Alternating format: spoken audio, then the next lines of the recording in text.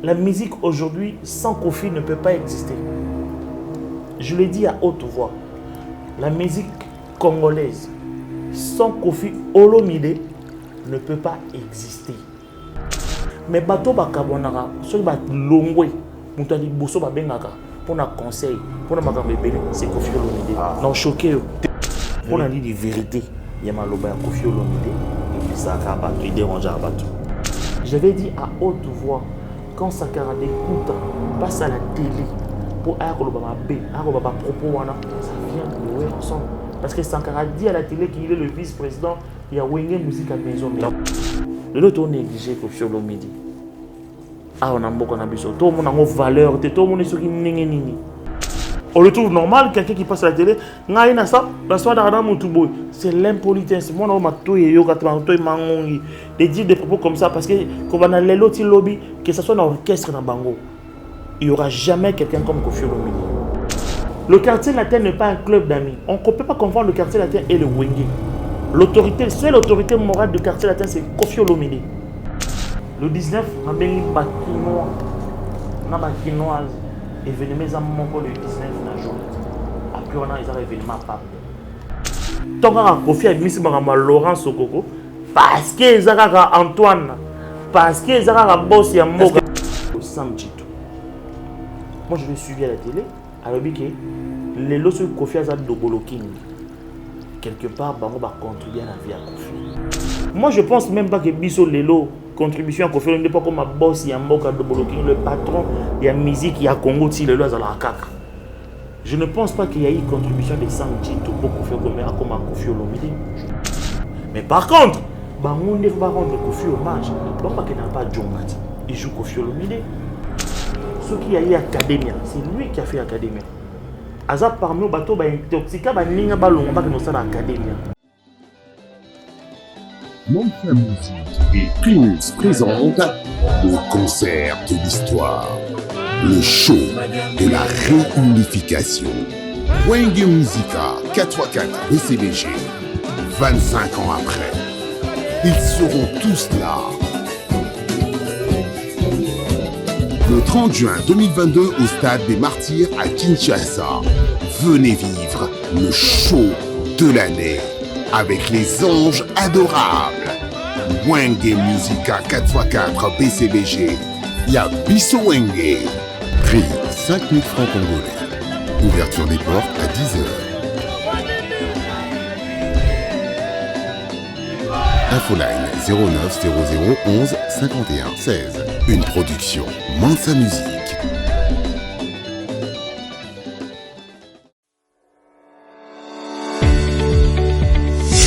Paris, Belgique, Brazzaville et Kinshasa. DS Champagne vous accompagne lors de vos événements avec un service d'hôtes et d'hôtesses pour une dégustation de nos crus d'exception, finesse et d'élégance.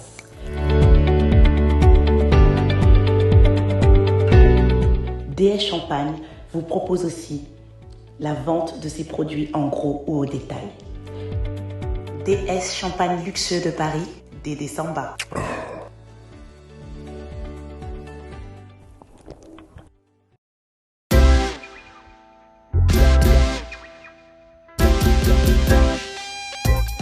Service spécial covoiturage, Paris-Bruxelles-Paris. Voyagez confortablement de Paris à Bruxelles et vice-versa de Bruxelles à Paris dans de meilleures conditions. Jimmy Chimanga, porte de la Chapelle.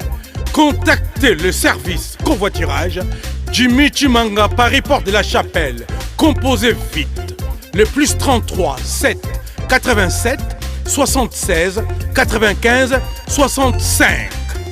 Pour toutes vos démarches, afin d'obtenir le passeport Yabanamboka à Bruxelles, dans un délai raisonnable, confiez-vous à Jimmy Chimanga, porte de la Chapelle.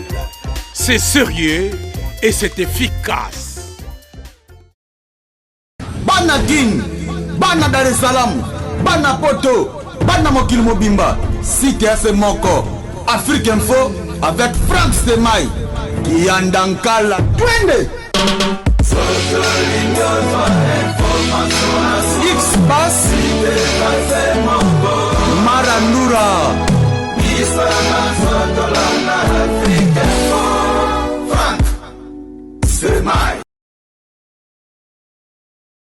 Ah, charmi internet, moté na bino l'air nyo soborota le gros site de la presse.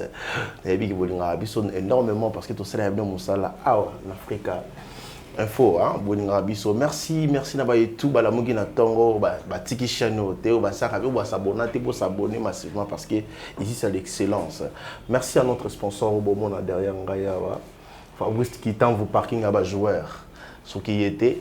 Mais mon boulot, merci à toi. Merci à Merveille Mapouya dans la caméra, papa et Curtis Mapouya. Les lots, on n'est pas seul. Toi, Abisso Moroté, sur le monde de Témi, on a rendez-vous comme ça chaque temps. Tout chaque jour, on a salon, on a Abisso les lots. Tout ça, vraiment, on aurait côté à Quartier Latin, toujours directeur et à Quartier Latin. Nani Eddie Diora, il a invité Abisso les lots avec Eddie. On va parler des quartiers latins aujourd'hui. Tu aurais un déplacement sur le niveau des États-Unis. To solo la pe ba actualité nyon sezo circuler na niveau ya musique les autres aujourd'hui non et puis bobi ke so bo moni ndi bo ese ke makambo vraiment ya roloba eza énormément mais na habité le lot c'est la coïncidence mais eza ko bundela mboka tout apena na habité vraiment pour ko fungula nga Eddie Diora avant la PC moto ba mo neto latina Eddie Diora c'est dit to apena na soutien ya bandeko na biso bazo bundela biso ba soda na biso phare DC tout apena na soutien na bino na pêche no mbote était bonjour Eddie Diora. Bonjour Nayo, Benji, je m'appelle Roman Nayo. Na etano ya sikande to lobana ningala na chaîne Mususu. Voilà donc mbote ya trop na mokolo chaîne noyo. Mbote ya trop na mon collègue, mon ancien collègue Merveille Mapouya. Ancien mbote ya trop. Et puis na pesi batu tout balandara site ya YouTube ya chaîne oyo. Mbote ya trop et puis na mon pont mon condition excellence. Aux États-Unis, la minute où se diriger vers Paris. Avant retour, on a un concert le 19, le millionnaire. Voilà. Pour honorer le lot phare d'essai. Non, phare d'essai, Belgique, na Kataki, na Bossanaki, bateau bat pessimité, manabango, bat pessimilé, manabango, batiki famille, batiki, balibotanion surtout. Pour pas que nous puissions monter manabango, na mili manabango, na mboka est, presque mibitumbezali. Donc, yango na bagi lelo. Pour les canards émission, tout peut savoir le coup. Le coup, vraiment, tout soutenir vraiment ma casse. La phare de cette minute, la version Discord. Discord. Boni Maramba, Boni Massango, quartier latin. Quartier latin, place Nzambala là, tout ça très bien. Ah bon? Ouais, aucun point. Oui, ça ira bien. Ouais, Bisso Nzambala la répand à Bisso. Donc tout ça vraiment très bien, groupe grand complet. Que ce soit au Bazara, na Kinshasa, que ce soit au Bazara, à Paris, na Yemoko son excellence, vraiment tout va très très bien. Il est bien. Comme on est déjà sorti, il y a tout le sorti médiatique, tout membre à côté, il y a ambassadeur, tout à côté à quartier là. Tu peux en séjour dans non, tout le monde va baniper des missions déjà. Non, Azaki nominé dans trophée légende. Donc pour la deuxième fois après Nigeria, maintenant c'était les États-Unis. Il y a moi qui est pour la remise, il y a trophée, cérémonie, je crois que tout le monde va vidéo partagé. Je crois que c'est une merveille, même morale, soit pour la donc mon père mon candidat qui pour la deuxième fois encore nominé dans la grande prix où il y a légende. Parce que ça c'est que au trophée d'Afrique, meilleur musicien Teza légendaire. Donc trophée à Moutou Hazard, le Koumoumouneni. Donc c'était pour la deuxième fois parce que tout ça on a Nigeria. C'est quoi toujours on a États-Unis donc les félicitations merci beaucoup merci beaucoup au moni trophée les a pour na Koffi Olomide les a pour na honneur ya Congo puis Afrique mobimba après il y a un programme des années mais na mon voyage au Valais Bokena parce que attends Rabi Sabiso en Belgique ils ont eu entraînement pour préparer voyage aux États-Unis ndé ba romona na habité et la fille il y a départ ils arrivent tellement trop il y a moi ça qui confirme mais masuba tout sous les États-Unis. Non, Ozaki, franchement, Ozaki nominé personnellement, mais normalement il devait être accompagné. Faute administrative, il y a des documents. Au moni, le lot, ambassade de comment rendez-vous. Non, au fait, il y a un problème côté, on a été mais quand même bis au bureau, il fallait moi rendez-vous pour nous programmer, pour une interview, pour un visa quand on est là. Mais tout est bien passé parce que le bureau Oval et quartier latin, ils ont la canne à Kinshasa, ils ont à Paris, ils ont aux États-Unis. En fait, le bureau Oval et quartier latin, ils ont partout dans le monde. Bandeko, il y a bureau Oval et États-Unis, on a PCM, JR Kuba, Bon, parce que les longs na ndeko mususu na Dallas, ba yamba ki Koffi Olomide, na ndenge tourna Dallas tant si tant assis ma Dallas à na New York quelques ba contrat fallait to parce que quartier la thèse en a tourné américain. Normalement, ouais, to go bana normalement surtout bana na juillet to go qui ba octobre, OK bi ba décembre, donc a tourné à mon néné au quartier la terre au grand complet ba mbali passa ba lindala ba bébé J3 ba Mayacé ba JR33 et puis une surprise mikoto bengue Hervé de Lille à Outiangola. Donc il y a pas un grand chanteur parmi les mélomanes de ce quartier là.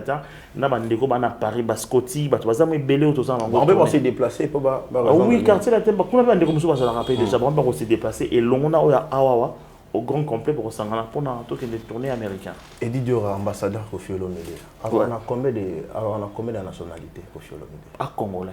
Congolais, oui. Français, Congolais. Aza Congolais. Il n'y a pas un Français Congolais, il est Congolais. Mais apparemment, tout le monde qui Koffi Olomide est français. Tout le monde a un lobby boy.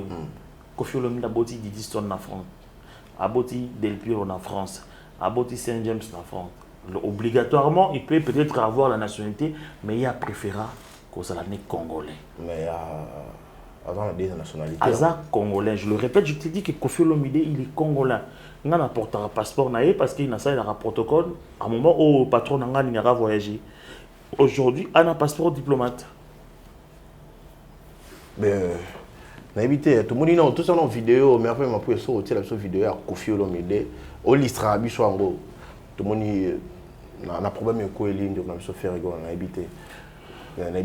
Compatir na et l'okwana, le long a sepeli. Tout le monde geste, il y a Koffi Olomide. Ils ont un boité, on dit. Il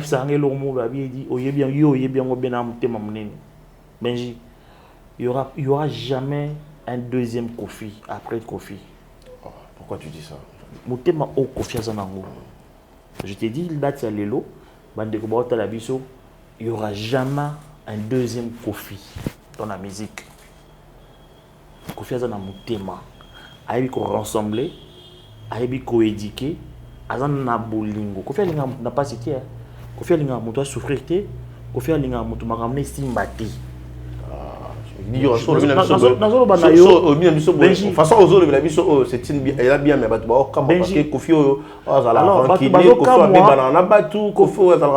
c'est les gens qui cherchent que Koffi a bien banana bango. Koffi a bien banana. Moi, tel que tu me vois là, Koffi m'a pas dit que Kende Loba boy. Bien sûr, c'est le quartier latin. Tu auras quand même moi et l'autre on a Loba moi et l'autre moi idée.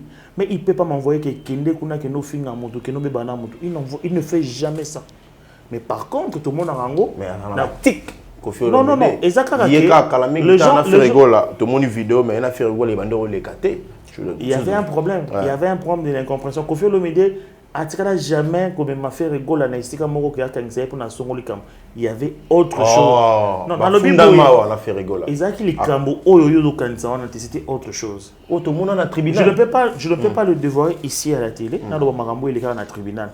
Makambo tribunal soit na tribunal, TV za tribunal télé. Et on a le but. Mais tout le monde a biso tout le monde. Exact les kambo sous c'était hormis makambo il est na ba télévision. Exact maman finger na tout. Et c'était loin de là, ils ont musique.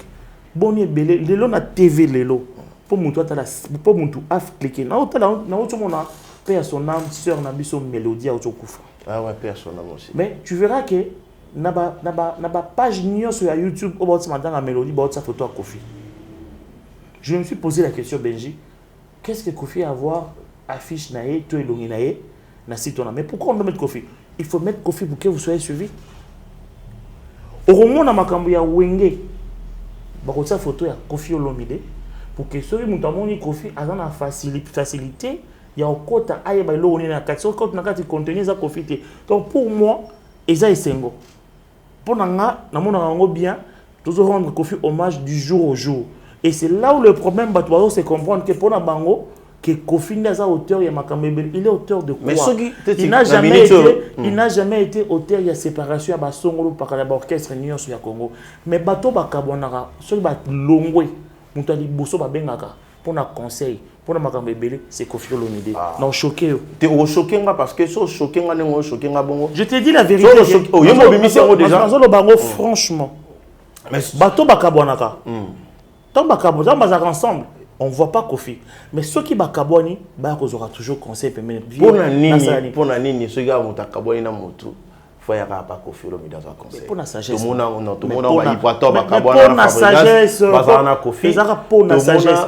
Yaya a encore rejeté tout ba ya ke belé ba benga ke belé ba Robinho ba bina filé. Et ça sagesse, il n'a pas un problème. Bawana surtout baza babano il encouragera parce que na Kofi Olomide la musique a yamara de génération en génération mais il restera Kofi Olomide. Mais na minute to moni to na période de réconciliation so d'accord na réconciliation na armée. Et là on est ensemble après 25 ans. Et là on est mabé il fallait pour le moment on a une réconciliation. Il y a mais tout le monde peut Kofi Olomide à rejoindre pays idée à Wenge musique à 4x4 tout le monde en fait encourager faire rigoler qui a un soutien tout le monde qui Kofi na faire rigoler et Soukatina. Non, il a soutenu son petit à lui. Le tout le monde réconciliation. N'oublie pas que faire rigoler il fut parmi les artistes et musiciens, il y a Quartier Latin International. Faire rigoler que je te parle. Il a répété, il a fait 2 albums na 4 à Quartier Latin. Donc c'est tout à fait normal, à dans le monde arabe, à mis dans danger de mort. Moi je ne pense pas qu'ils aient ma baie, que Kofi Olomide a rendre quand même moi encouragement par rapport à ma cambo et Comélier. Je ne trouve pas le mal. Non, nous se trouvons mal. C'est une réconciliation avec. Et ça quand tu parles de réconciliation, il n'y avait rien qui devait se réconcilier. Il y avait quoi? L'image ils ont en internet. Dans le Biboye, faire tenir une émission. Il y a une place Kofi Olomide, afin une caméra, il tient une émission sur Faire Rigoler. Sur le dans le Biboye, dans le Benji, Faire Rigoler mais dans le Biboye, dans le lobby nayo. TV za justice. On peut pas s'asseoir ici. Tout le monde m'a jour où on a parqué. Bato bazala quand on a pourquoi Faire Rigoler là où il est, il sait qu'est-ce qui s'est passé. Mais moi je te dis, dans le connu sur Talabiso, l'Ikambouya ferré dans parquet, c'était rien à voir dans ma cambo de l'émission. C'était autre chose. Apparemment, Eddie Diora, le roi n'a joué à tout mais quand on a ma question, moi je suis prêt là, mon Benji n'a boy. Apparemment, Bino Moko, Quartier Latin International, dans ma titre sur Kofi Olomide dans 24 albums, on succès dans Mboka, les gens dans toujours, voilà, ambassadeur, du jour au jour, de la décennie, voilà. Dans ma titre sur Kofi Olomide dans et s'il est pété un peu ils allaient est-ce que ça n'ira bien dans la ranking na ba l'équipe. Il a tu sais surtout na posé aux questions, il est rankiné nan. Par exemple là ba ke wenge ba linga ba été important to yo kapé ba mabanga ba boka ekota wenge. Yeka ranking na JBMP na boyo kana raté.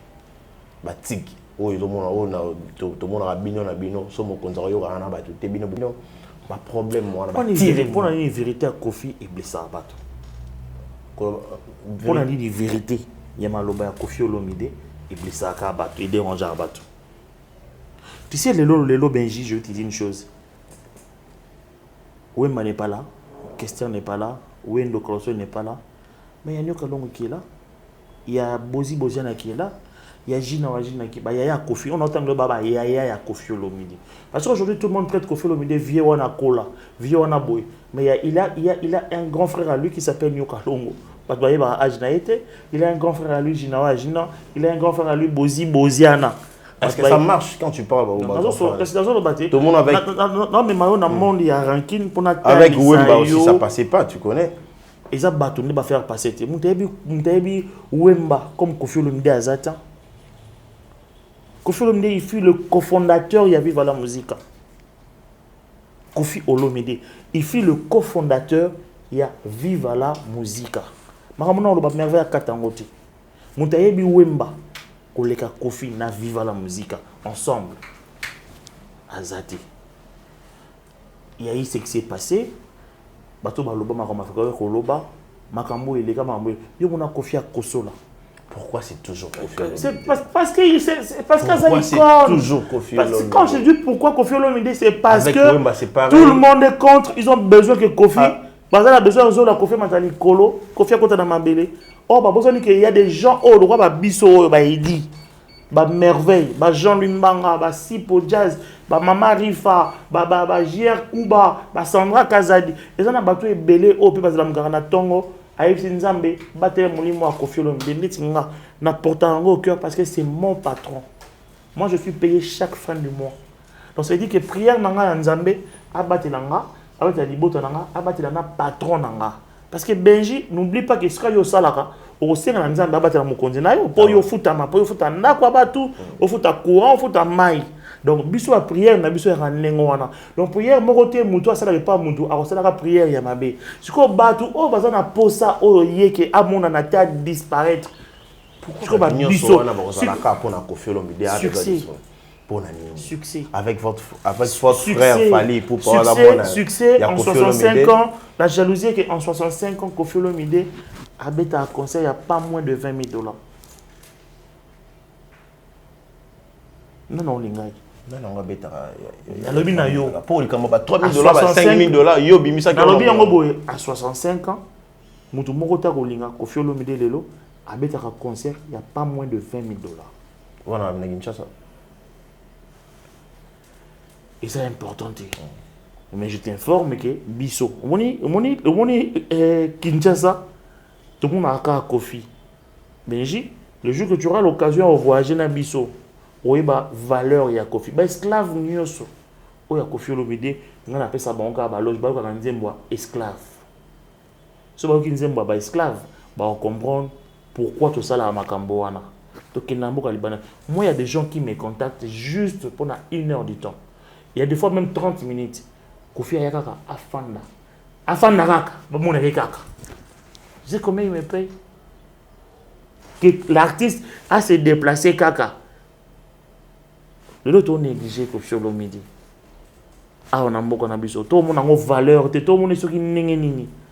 Mais il y a des gens qui demandent même, qui veulent même donner la nationalité à Koffi Olomide. L'Angola va proposer, Brazzaville a proposé. Tout ça, mais azana bolingo ya Congo. Azana bolingo ya patrimoine ya musique ya mboka na ye habité na fan na mboka na nga. Mais tout peut s'appeler mutu mwanda mo ya maximum ya respect. Quand je vois ba porte-parole au ba patron na banko zotina ba on a ba TV. Ba ko lo ba bêtise bazo lo ba wana. On le trouve normal. Et ça on le trouve normal. Tout de suite on a un sous question que tu travailles chez Koffi Olomide, mais malheureusement, la TV Koffi Olomide m'tatina raoté. J'espère que tu es d'accord. Bien. On est nous porte-parole au patron batinda bango. Ceux qui porte-parole au patron batinda bango, c'est que yo peut Koffi Olomide batinda.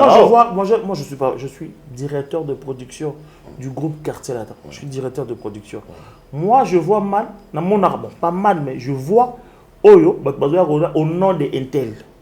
Na Kebisio au nom de moi je vois les émissions. Dans mon émission, on a vraiment boy, vice-président orchestre après Yezaranga. Donc ça veut dire que vice-président pour Albalikam, c'est que le président Yebi. Oh Yebi on yo dans la directeur avant le Balikam, faut patron Yebi ça. Non. On a une injection ya musala. On a une injection ma fingati. Et on a ba continue. Tala Koffi Olomide c'est un télo. Oh ça pour travailler Koffi Olomide on a bagage intellectuel au sati. Je te dis Benji. Tu sais, Merveille Rambo, combien de fois il a été suspendu?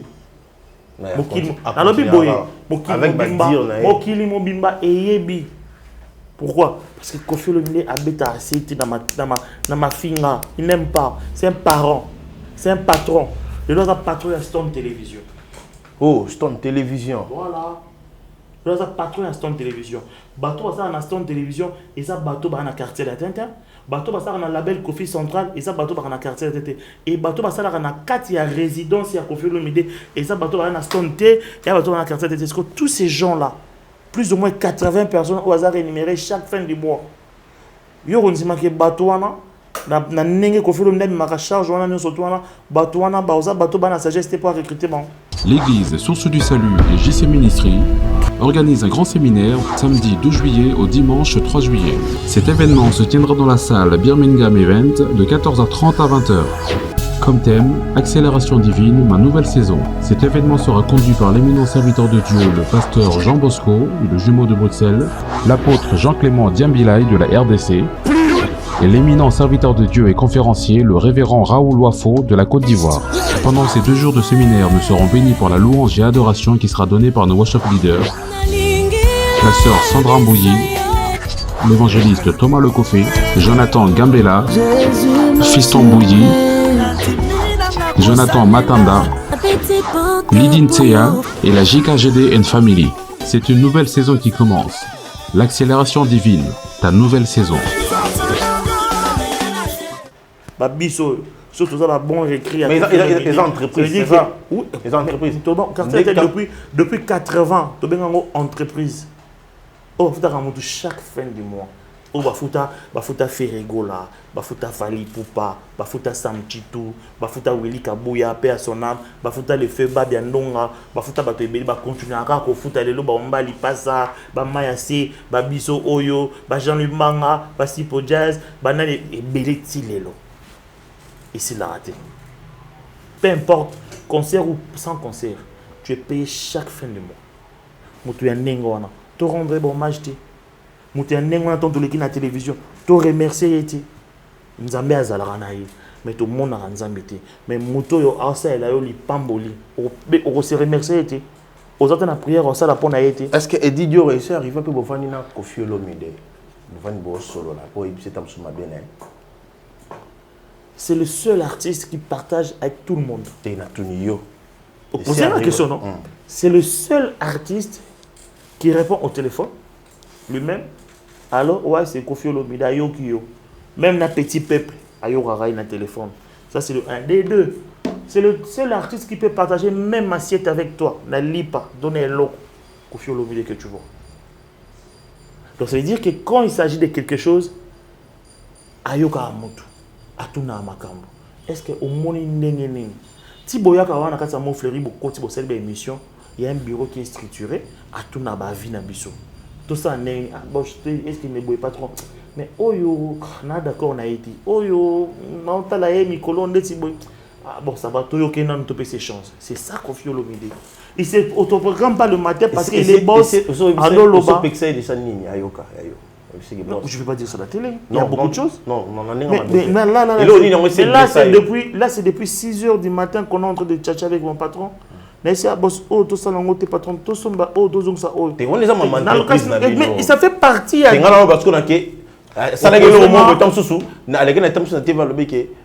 Formateur a raté tam so blessé qui est rançon.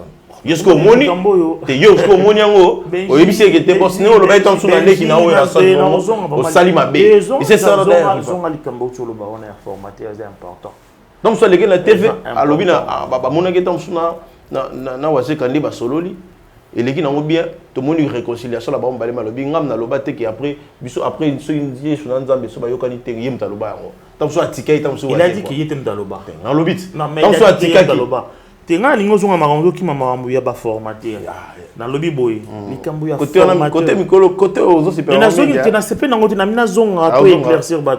Koffi Olomide la musique. On n'a pas un formateur, mais tu as un encadreur. Tu n'as jamais cité comme un mot. Mais il y a un Kinshasa Benji au monde 1000 émissions avec 1000 titres. 1000 émissions, 1000 titres, parce que Ezaki Maloba ya Koffi. Si Ezaki Maloba l'autre là, moi je pense pas que Engo Loba Maboye l'autre là. L'autre là. Il goes à Moutou, son lo pakala. L'autre là. Contre Molema. Si Ezaki Maloba na bango, Benji Ongo mona ke Engo likanango inaperçu. Mais tellement que Ezaki Karamara, parce qu'au moment il y a des gens, le lot qui confient sur les cas, ça dit 30 minutes dans l'émission, on va récupérer 29 minutes quand Eska Mabé. Bakati bakole mon a pas qui boye parce que ça Koffi et moi ça me fait plaisir parce que batouana au jour mon boss ici soit bien dit Didier Tourné papa pourquoi les gens à chaque fois ils disent Koffi boye Koffi papa ibola Koffi boye Abi papa c'est mieux en fait ces gens là t'aiment beaucoup on a comprendre que la musique aujourd'hui sans Koffi ne peut pas exister. Je le dis à haute voix. La musique congolaise sans Koffi Olomide ne peut pas exister. La musique congolaise sans Koffi Olomide ne peut pas exister. Qui est sur YouTube? Koffi, le titre est Koffi. Mais apparemment, en fait, quartier la terre, on va voir Fali dire que ça y est, YouTube est vivre. Voir Koffi dit ça y est, YouTube est vivre. Il a parti quartier la terre. Et ça, on est un patron, un ambassadeur, un culture, son excellence. Son excellence. Voilà. Mais à ça, les vidéos. Le patron de son télévision. À ça, les vidéos, libindi moko par bolimbisa par terme par exemple bon on a ba finga qui tam susu bien té na TV ya epero c'est là na répéter comment ya mutu comment mutu là si ça te na si ça là si ça comment ya mutu na si ça japonais libindi moko il fallait tant mandenge et dio abaneli nga plan vraiment na habité comment ya mutu edi biakanwa adievanga baba Christian c'est est-ce qu'ils ont mérité na lobi boye qu'est-ce que tu appelles vulgaire? Qu'est-ce que tu appelles ambassadeur? Allez, attends, tu vas finir qui est place Mobo, allez, qui est la mission, vous n'avez pas la télévision.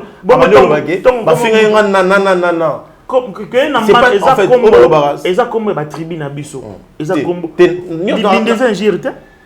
Je le répète ici. Bissot, tout le monde a renoué. Et ça, comme un moto. Un gire, na lobika ki ba fika mususu ba mutu moko boye mais ko felo mi la ligi na TV pas le répéter et puis la plan ya TV on est licencié à Bordeaux. Ouais, licencié à Bordeaux, nous devons avoir le maximum du respect à lui et les hommages à lui. Ce n'est pas n'importe qui. Kofi Akota caméra tu parles pas n'importe quoi. Il sait ce qu'il a dit à la télé. Qu'est-ce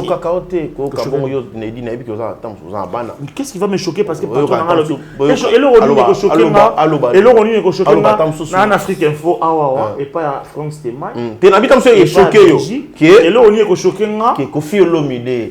ambassadeur à culture na biso ya mboka son excellence le patron de Stone Télévision le patron de Stone Télévision voilà à lobby siko na TV ke ba finga kinga pa mutu tel la finga nga bolimbisa na souka ça choc de Didiora Didiora choc et même ça oli comme ko parce que nous moi non lobby nango quoi ben je ne tozara boye ba maman ba porta biso 9 mois surtout ba ba bota maka so mona tant abota mi papa za ki absent tant abota beta papa présence na za vité ba choc wana maman makuta na nango ba porta bonheur moko boye pour na mwana na ye tant mona koli ayoki historique parce que maman na yoki ba muto moko alingi asakana ye eza choc eza kana se akana il faut comprendre l'émission tant que les kaka pourquoi Kofi Olomide a dit ça c'était dit par rapport à les Camerounais en Alobara Bongo il n'a pas dit ça par rapport à la famille dans le télé alobi nenge ba fingela ki maman na ye il n'a pas apprécié ba ko ba parce que ezaki digne au loba ba moi on la télévision Benji apparemment on se comprend bien non c'est pas question l'anglais et Didiora azali on a plateau la biso avec lui on va parler de tout ça une émission tout sur la question réponse pour la première fois depuis Bandi contre pièce boss l'a dit na États-Unis na PC Mbotriato Rizik na PC Mbote. Ah, boss l'a dit na PC Mbote, boss l'a dit Mbote non Jazz Kavolo, Papa Zahir, na PC Mbote. Joie donc, ça bien. Et puis César Pacioti. César Pacioti. César Pacioti. Il y a un il y a un Lubumbashi quoi. César Pacioti na bosanité Kofi d'Angola na PC Mbote ya trop. Et Didiora Mama Emily Nzemba. Ah, tous pepele ambetolo. Et Didiora. Edi Diakano. Diakano. On a bien comme on mboka quoi. Diakano. Pour mon son étranger Tony. Diakano. Ah, aux onctions moi. Aux onctions comme mboka là, c'est Diakano. Vous en a pas mis na BCBG. Quartier latin. Na Jibena na Kofi Bawela. Biso toza club d'amis, témoin ti wenge zaka association club d'amis. Biso toza quartier latin autorité morale c'est Kofi Olomide. Quartier latin et wenge za club d'amis. Nous on peut pas avoir de problème na ba wenge.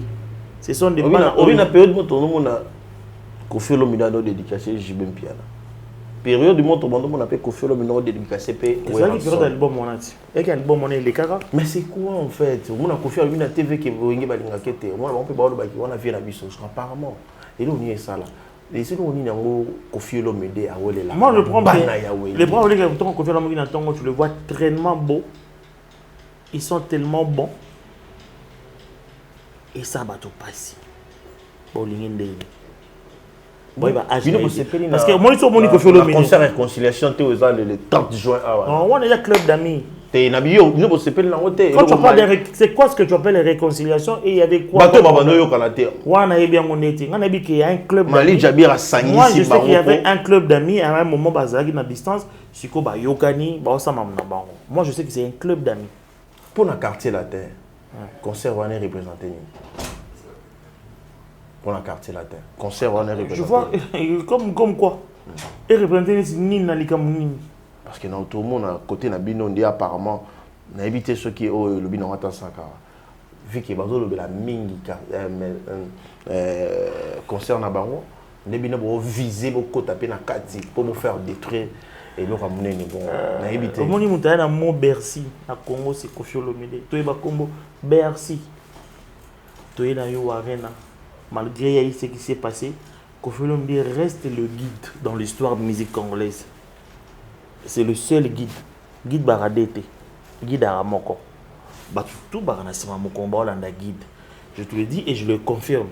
Koffi Olomide, c'est le seul guide dans la musique. Problème niveau ça là. Nalobi, c'est le seul guide. Il y en a bien sûr que Zo Ezara que Koffi Olomide il se réjouit, il est tellement beau et ils sont tellement ils sont bons.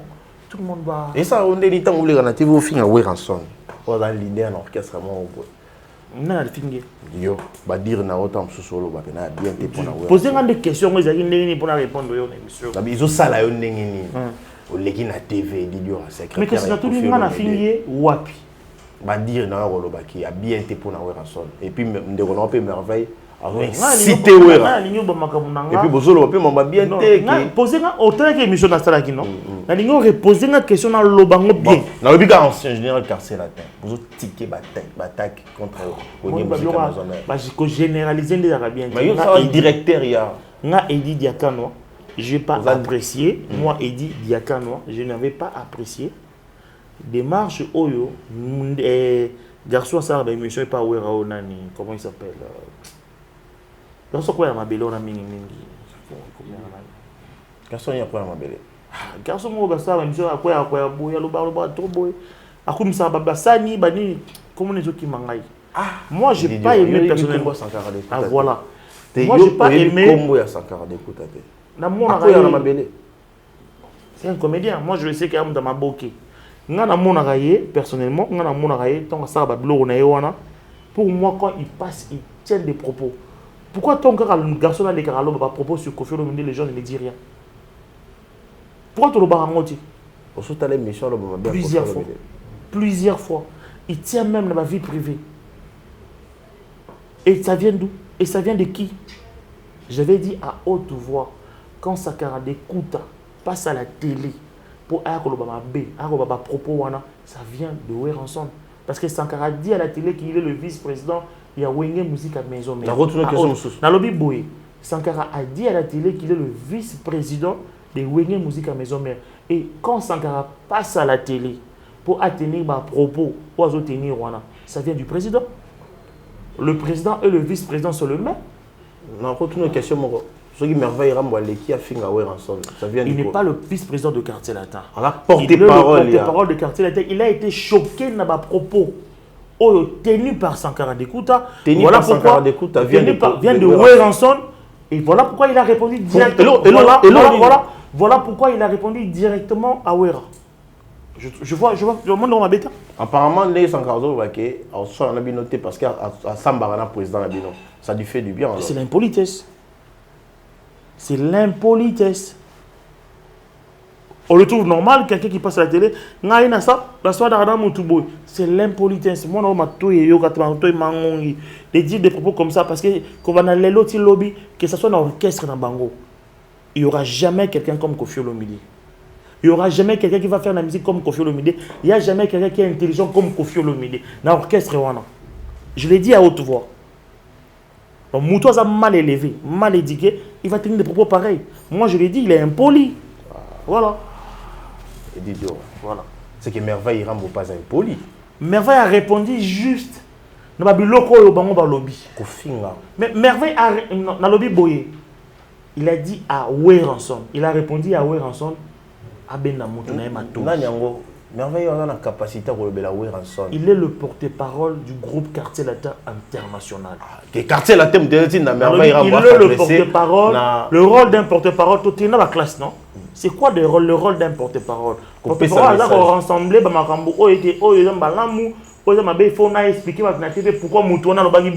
il a juste expliqué et a épaissé un message. président naïe, président na vice-président.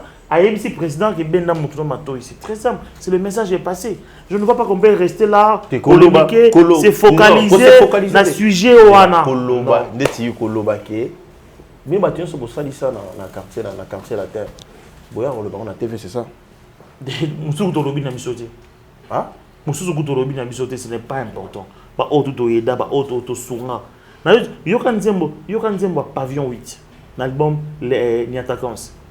Bateau to façonna, bateau to foula, bateau to pesa makam. Kofi mna na temps na jan.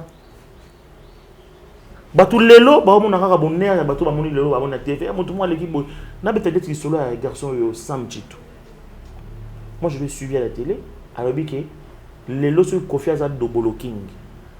Quelque part bango ba contribuer à la vie à Kofi. Mais s'il te plaît, c'est ça. Bango va contribuer à la vie à Kofi. Il faut que tu me remixer à Bango. Mais j'étais choqué. Benji. Ça a choqué. Tu as fallu la quartier la tête. Mais tout n'a pas à la quartier la tête. Nous avons eu Rocky Blanchard, basé sur la quartier la tête, l'ancien, le doyen. Apporter le côté dans la quartier la tête. Dans le boy, porter. N'a qu'à contribuer, je ne sais pas, le logo ni pour ça qu'elle va m'accompagner. En fait, il y a le gars qui est ba comprendre parce que ngana ibi mingi comme on est musicien karaoké. Tu vois? Alors il y a le gars peut-être raconter na moi lignement mo bongo c'est ni benji. Non, c'est quand non. Ah OK. Il y a comme on est mingi à côté on a il y a dans moi musicien karaoké. Moi je pense même pas que biso lelo contribution à Kofi n'est pas comme ma boss ya mboka de Boloking le patron il y a musique il y a Congo ti lelo azala kaka. Je ne pense pas qu'il y ait une contribution de Sam Chito pour Kofi comme Kofi Olomide. Je suis pas sûr. Mais c'est là s'il te plaît. Le quartier latin n'est pas un club d'amis. On ne peut pas confondre le quartier latin et le Wenge. L'autorité, seule autorité morale du quartier latin, c'est Kofi Olomide. Qui a recruté les gens, qui a encadré les gens. Moi, je ne pense pas qu'il y ait une Nzembo Sam Masala. Sauf que même la capée, la veste, il y a un goulou, pas bêta. Bisso sur côté, bêta un Nzembo na été. Je t'ai dit, ceux qui ont un concert, il y a quartier la terre partout dans le monde. Tout le monde, il y a Kala, il y a Sika, il y a Kala. Mais sur le titre, il n'y a aucun jour, c'est un titre, il y a Sam. Benji, maman a botinga, personne. Ça c'est sincère. Non, non, il y a dans le voyage, il y a aucun sincère. On ne joue pas. Tu peux faire des musiciens quartier là. Tu as tout niqué. Kofi Olomide a des millions de chansons. Non, on n'a pas le temps de faire des musiciens quartier là. Ne pas kenda bon na basi basi ngata nzemo mo ya musicien. Nazo bango ati. Te moko ata basengi o te mo. Même ça ça awa to bet na G2 osala témoin. Occasion kitoko Toronto City et pesi yo mwana Congo po okoma tata lopango. Oui, tata lopango tope mama lopango. Awa na maluku concession ya Mbinga. Toronto City a memeli yo ozwa na yo lopango avec $3,500 américains ya pamba. Côté accessibilité, 6 mètres na motuka oza mobimba. Et bon nzela yango bien urbanisé avec espace vert ya kitoko, espace ya G, ya yititi, bakisaka ba magasin pe lisusu marché ya Mbinga ekotongama awa kolekata marché central ya Kinshasa. Tala, paiement nango eza simple. Soki ofuti kaka $1,500 américains na yo oza mobimba. Pe pona le reste, okopesa $400 pendant 5 mois. Mbala moko lopango ekomi ya yo. Oyo elonga to elonga te. Mwana mama. Ozalaka na mikila poto otinda mbongo. Ono kwalia. O tata mwasi a détourna. Lelo fini makambo wana grâce ya Toronto City. Benga ye kaka na ba numéro oyo. Okomi tata lopango o assurer avenir ya bana na yo. Oui dia. Baba chetemba ba partout ba pullman toyoka na nuteko betela biso nzembo soki ya nani boy et c'est basenga ngoti. Basenga ba diva, ba aspirine, ba SOS, ils belli. Nous on est capable de jouer de 6h du matin à 6h du matin. Mais par contre, il ne faut pas rendre Kofi hommage. Il n'y a pas de Jongat. Il joue Kofi Olomide. Babeta, Diva, babeta badanse baboss babeta nyonso iya beta na bar mo uta bar mo uta ba pompage kuna je suis pas sûr que beta ka na moni ne sama a choqué je suis pas sûr que abeta faut réclamer je suis pas sûr que abeta ka denze monnaie na quartier latin mais par contre lui tel qu'il est là il joue le quartier latin quand je te parle de quartier latin il fait le Kofi et les musiciens ils font le quartier latin c'est à lui de rendre des hommages à Kofi Olomide ce n'est pas à Kofi Olomide de rendre hommage à nous. Qu'est-ce que tu as contribution? Tu as fait beaucoup de temps. Exercer important. À choquer qui à choquer quartier la tête. À choquer quartier la tête. Na expliquer na faire comprendre que Nzem Monaye on le joue pas et Nzem Monaye na Kinshasa awa. Donc on a 1000 DJ. Nous sommes faut na ba et un album ni. Na bien. Ndeko nanga Didiora so à la front. Les lots là-bas, c'est la mission les lots. Bon, après ça peut dire mon aïe, les gars, stone là. Ah, bon, yo, quand la tête, les tendez mon aïe. Les lots, quartier latin. International. Les lots, la carrière à Kofi Olomide. Keriti Mboti. La carrière à Kofi Olomide. On remercie Nani, pas comme les lots.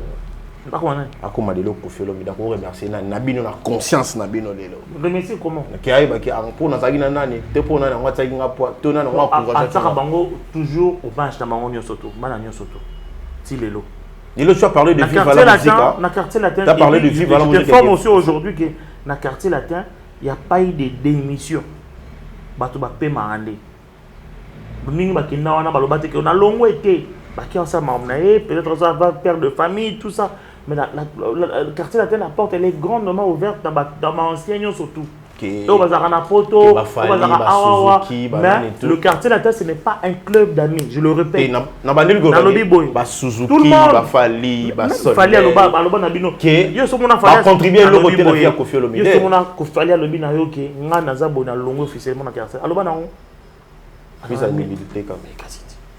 Mais il fait mais c'est un fils de la maison. Tu vois? Fali on a bas soleil, banane, bas gypsum. Contribuer à l'autre côté na vie à Kofi Olomide. Moi je parle de nenge nekonanga wana. O a loba ki makambo ya on a lobi ki Sam, il ne peut pas dire que ce qui Kofi a commis boss ya mboka et a contribué pour na boss ya mboka. Par contre, il y a bénéficié parce que les fois bango Belgique ce qui a eu académia, c'est lui qui a fait académia. Aza parmi nous bateau ba intoxica ba ninga ba longa ba que nous ça l'académia. Ba sundola orchestre na Dar es Salaam. Ba ba yeba histoire wanati parce qu'il y a eu des visas. Lui il était chez lui à la maison à Bandalunga sur Wapi. Il ne savait pas qu'un jour on va dans poto, un jour on va dans avion, un jour on a visa. C'était pas un club d'amis to yokani to sangsambongo, to a visa non. Par contre ba memaye na poto. Bazoye wana batiepe na mutuka, basombele mutuka, bafutele ndaku, bafutiele na salaire. Ning bafuta à tout le monde au salaire. C'est à lui de remercier, de rendre hommage dans le bon sens que à Kofi Olomide des gens lui rendre hommage. C'est à lui, c'est pas à Kofi. Ouais, moi, merci beaucoup dans le code mondial ya Willy Mouchene, merci. Après c'est votre respect na ya Willy so monier na so monier na vivement boy. Merci Koyago Belisha, maman Andy Louawa, et n'a pas peur comme les autres. Océan Diallo, vitesse à chrono. Océan Diallo, vitesse à chrono. Maman Rifan à Londres. Angelou Central. Angelou Central. Voilà. Laurent Sokoko. Laurent Sokoko. Ah, Papi James. Na Genève, na PC Moté. Maman de Prouve à Paris. Ah, maman de Prouve à Paris. Toi aussi, ça n'a pas besoin. Il est vous tout à Paris. Il vous trois. Ah, ok, na soki on. Tout va dans la tongo boy, Laurent Sokoko, ba bebali na bango na bokechu. T'es Laurent za congolais. À mon avis, la vérité. Non, c'est sa question là. Ba bebali na Kofi na ndeko na biso bokechu, abimisi liste ya bambongo nyonso apesa bokechu. Oh ba ça que babo ma yu arena. Babo ma musique ya Congo pendant 10 ans. Yu arena. Te musique ya Congo pendant 10 ans. Arena. Te ngana 6 ans koloba quoi. Là 6 ans koloba pour yo koloba. Après c'est bêtement tout le monde a monsieur Kofi Olomide beaucoup na bino bien na Laurent Sokoko pour alinga zo ngisa ko betsa bino yo arena. Et puis bon l'équipe na ba voix ici à Laurent Sokoko a benga ki monsieur leader EP de ya Wenge. Tout le monde va wera so o ba solo là ki bino boye ko bimisa ba voix ici yango na TV pour bo humilier que wera so na banda o senga ba betisa. toutes ces histoires. Tous on a autre que non la première. Pour les 3 questions. Qu'est-ce qui se passe entre vous et Laurent Sokoko? Tout qui est non bon, on a pas combattant. Il n'y a rien, il n'y aura rien. Laurent Sokoko Zara congolais. Atalaki ke moto seul moto ou ako compatir na ye makambo oyo ya mona ikasalaki mabe. C'était son excellence l'ambassadeur Koffi Olomide. Abenga Koffi Olomide binaye ndeko tala mabe moko to salaka yo, to salaka boy, to détruire musique tala boy en général mingi zaki tonné ko viser yo. Alobi mingi on azo bana yo ndenge lekaki. Moi j'étais témoin. Mingi tonné ko viser yo. En général na musique nous sont bloqué mais mingi zaki yo na financer mambongo nanga po ba ça ba désordre pour na yo arena boy ngana lingi makambo wana esila puisque ngamba ndeko futi bango ba hôtel kolia na bango demandons de déplacer de Belgique à Paris. Donc on a 5 jours bolimbisi alors bande wa fa tika combat wana pour na mona combat les opportunités mabeka ezaki parce qu'il est par Koffi Olomide so il est par Songolo Pakala et ngos abonnés tout le monde m'a dit ba Afrique c'est to soyons ba combattant est-ce que moni ba ça dans commentaire donc Koffi a mis makambo Laurent Sokoko parce que ezaka Antoine parce que Zara boss ya mboka. Est-ce que dit niveau misa appel il y a Laurent Sokoko na il a dit ouvertement lui-même que vie maintenant la vérité ba enregistré pour tout publier en. Après ça il a fait une vidéo lui-même a-t-il les besoin de partager. Il est mort à cette vidéo à fan de lobby tala boy il a envoyé et to partager en ils ont m'a béni parce que l'équipe a confié le vidéo. Apparemment quartier latin ils a maintenant la prochaine au détruire c'est ça. Vous êtes toujours la légende. Non, c'est que ça la légende. Merci. Donc, légende, il y en a plus ou moins 2 coffrets de volumes. La légende, il y en a 2 volumes. Mais il bien, Quartier Latin n'est pas un club d'amis. Koffi Olomide, à sa hauteur, il y a une séparation, ma problème à battre dans Mboka Oti. Ma problème à Mboka est belé à Esteza. Mais au moins, la vidéo, il y a un bundisa, il y a un bundisa, il y a un iso, il y a un apparemment bango pas ça les réunions qui bobé taté n'habite chose en courant bon moni mboka mondele eza Congo te eza mboka ya loi eza mboka makambo ebele tous la ka date en hier en fait Mikolo na Laurent ça passe bien que tout moni on n'avait pas un problème avec lui tout donc à commander Laurent Sokoko ngapela na yo kango kaka diko apparaître diko à tout beli Koffi Olomide za mwana nzambe moto asala ke mabe on ezonge la rame moto na ye moko amoni ke na sala moto ba mabe ya pamba kolela ya Koffi Olomide matin midi soir na sana mokili nini banzema ba esclave je suis sûr que Laurent Sokoko ayoko banzema wana ba esclave koyoka yoka mingi yango pousser à se dénoncer à tout bela neto benga na monoko mboka tout beli ba sumu na ye voilà et Didiora merveille mapuya je langa Didiora ta la caméra bo ce que ça n'est le moment où c'est pela na ngote na wenge musique 4x4 ce que ça yango le bango na misha caméra na yebe ngote te choses ne le go c'est pela ngote pona wera ensemble on se pona vis-à-vis ya patron na yo lo ba yango atiko tinda Sankara lo ba bêtise zo lo ba atiko tinda Sankara alo ba loko zo lo ba na télévision ce n'est pas digne na rona yi c'est tout ce que moi je pourrais dire pour un événement état que congolais pour un événement il est 30 jours. Ah, ils ont un événement puisque bato ba kuta ba beta musique et ça la nango biso beta na fiki na après 25 ans. Biso 32 ans. Après 25 ans. Mais biso 32 ans au moins il a fait insulter ba lodi ba nani ba Bivens abaka na magie.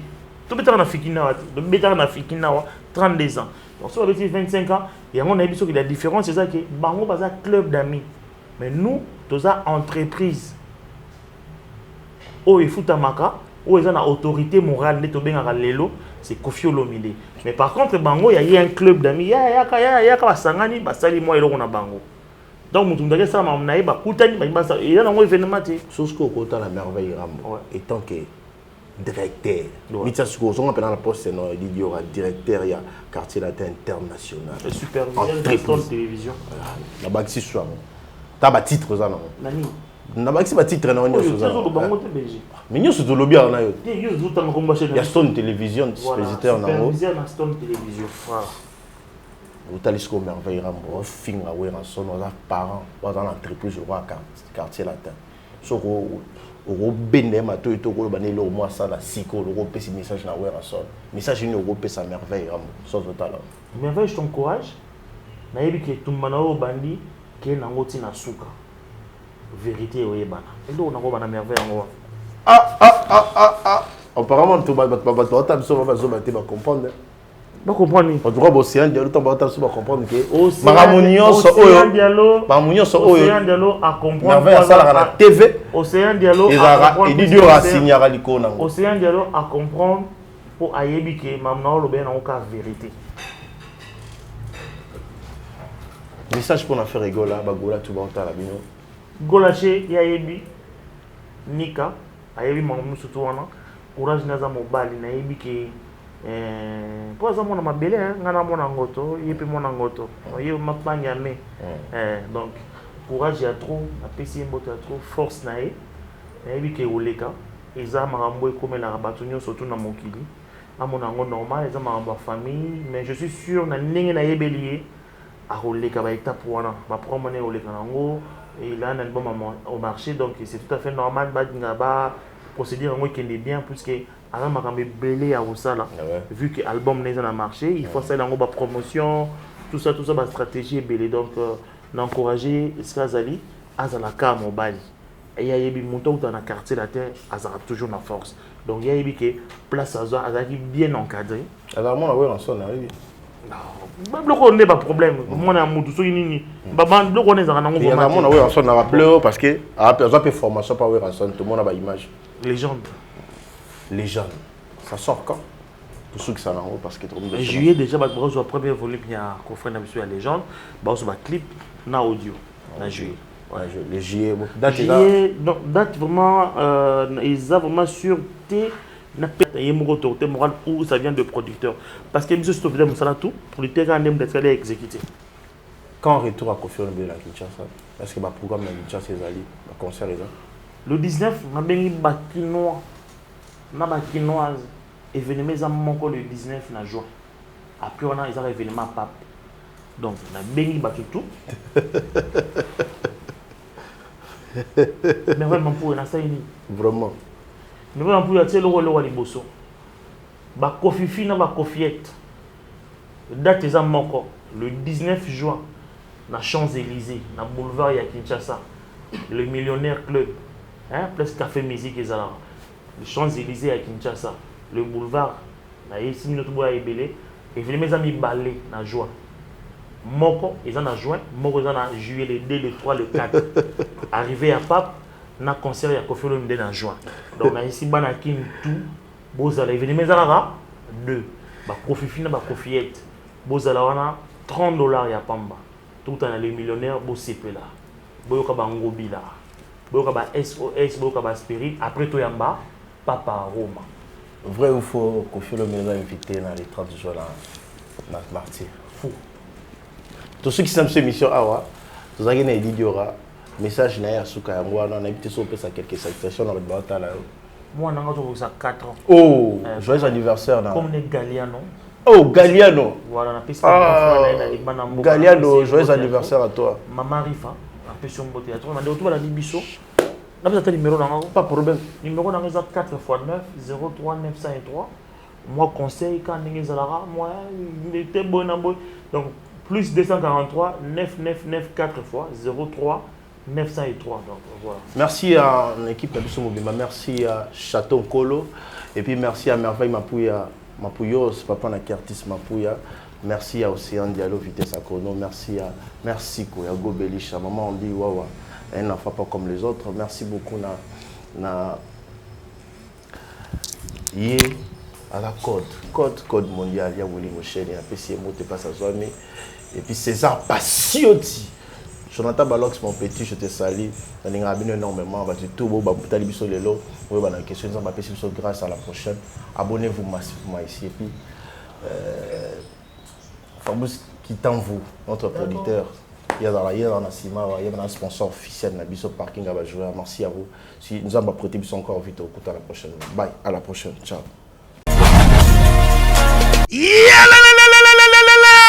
Après qu'on confinement, réouverture, Yanganda Taba, chez Djongade, Awa, Bokokuta, Biloko Nyonso Bolingaka ya kotumba, lokola ntaba ya kitoko pe elengi, soso ya kotumba, ngulu ya kotumba, poaso ya kotumba. Esengali koyebake, chez Djongade, bafongolaka kobanda mokolo ya mardi, ti dimanche. Awa nde sika ambiance ezali kolala, adresse ezakaka se moko, chez Djongade, weekend, boza deja ya kosepela, chaque vendredi, bobanda kozwa Suzuki Luzubu, 4x4. Yende muta kosepelisa bino na ndenge ya kosakana te, oza kulia, oza komela, oza kopina. Pe chaque samedi, ekobanda kozala nde CNN, Alligator, na ba artiste mosusu. Bako banda kosepelisa bino na makinu ya defuate na bakunga ya kosakana te. Et puis, chaque dimanche, sombele suka bisanga, nde bokozwa les grands chanteurs. Emile alias de Mingongo, yende muta konde ko palola awa, boko sentir betue ba ou différence yena. Malolo. Oui frère, Babi Djonga. Futur. Hein? Nous te reçons la 50 boîtes. Le Katakin, c'est Djongaske. Soki olingo sala ba réservation, obengi na ba numéro oyo, pe ba ko servir yo joli kitoko. Chez Djongade, yango nde moboko ya ambiance na kati ya Paris. C'est naturel, soin. Bana Guine, Bana Dar es Salaam, Bana Poto, Bana Mokil Mobimba, Cité à Moko, Afrique Info avec Franck Semaï, Yandankala, Twende. X-Bass,